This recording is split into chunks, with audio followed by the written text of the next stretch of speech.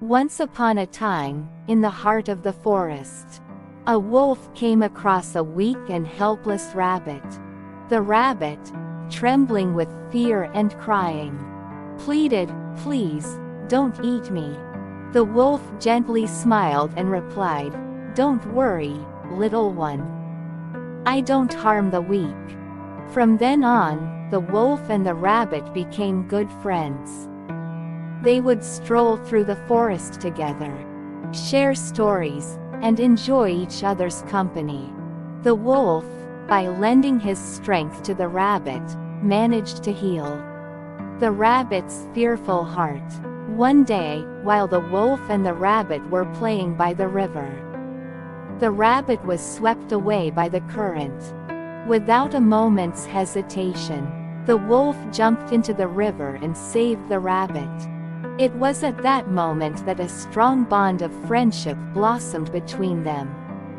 They vowed to always help the weak, and their friendship remained strong ever since.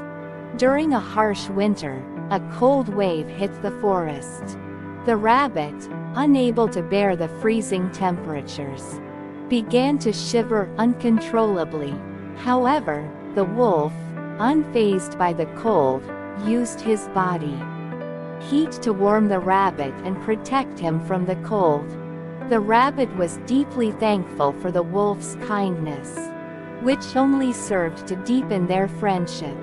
After witnessing the wolf and the rabbit's friendship, the other animals in the forest realized that they, too, should help the weak. Peace filled the forest, and the friendship between the wolf and the rabbit became a model for all. As time passed and the rabbit grew old and weak, the wolf remained by his side, always there to lend support.